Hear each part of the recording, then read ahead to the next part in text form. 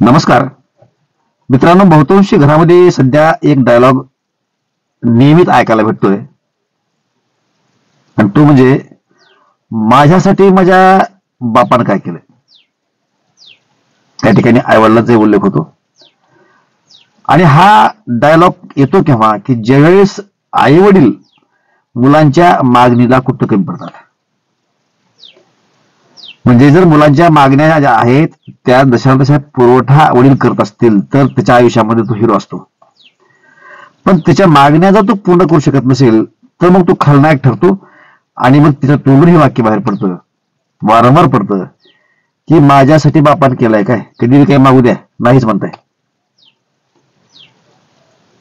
त्या मुलांना मला एक प्रश्न विचारायचा की एक विचारसरणी जी असते ना, एक दोन प्रकारची विचारसरणी असते असं बोललं जातं, एक सकारात्मक आणि एक नकारात्मक. थोडं सकारात्मक विचारसरणी तुम्ही करून पहा बरं. तुम्ही जेव्हा असं म्हणता की माझ्या वडिलांनी माझ्यासाठी काय केलंय, ते म्हणण्याच्या पूर्वी किंवा म्हणतात त्यावेळेला तर तुम्ही मागं पूर्वीच्या आधी कधी अभ्यास केला नसेल तर इथून पुढे थोडा अभ्यास करून पहा की ज्या वडिलांना मी म्हणतोय की तुम्ही माझ्यासाठी काय केलं का, त्या वडिलांची आर्थिक कोत तपासली.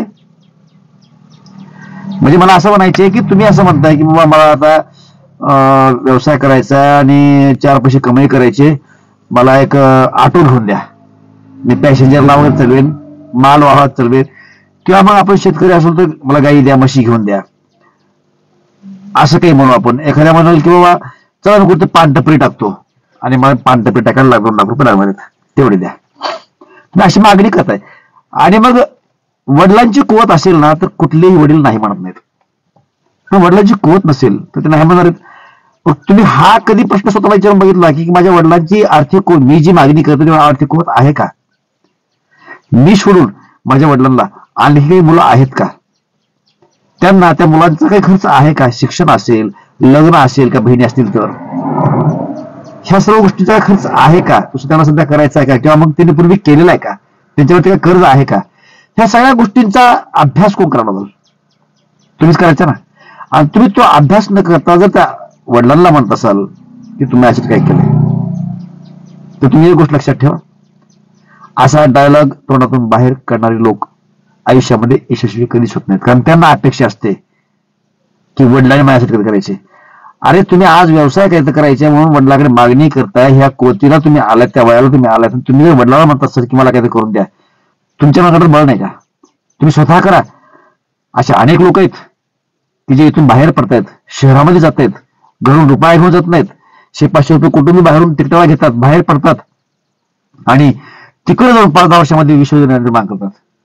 ती मुलं कुठं आणि हे गाबडे कुठे की घरामध्येच बसायचं, आयतं खायचं, बापालाच उलटं म्हणायचं की तुम्ही माझ्यासाठी काय केलं, तुझ्यासाठी काय करायची अपेक्षा पण नाही, अशा गरज पण नाही, अशा पद्धतीची भूमिका वडिलांनी सुद्धा मांडणं गरजेचं. कारण अशा नालायक लेकरांच्या तोंडाला लागून फायदा नाही. परंतु ह्या मुलांनी हे समजून घेणं गरजेचं आहे की असे प्रश्न विचारून प्रश्न नाही भेटत.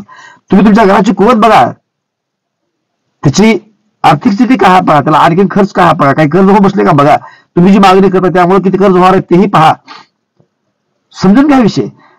हे जोपर्यंत वडिलांचं छत्र आहे तोपर्यंत तुम्ही आरामात आहेत. असं बोललं जातं की बाप म्हणजे घराचं कौल आहेत. कौलं म्हणजे काय, वरल्या साईडला आपण आता पत्र घालतोय, स्लॅब घालतोय, स्लॅब पत्र म्हणजे कौलच, हे कौलं आहेत बाप म्हणजे.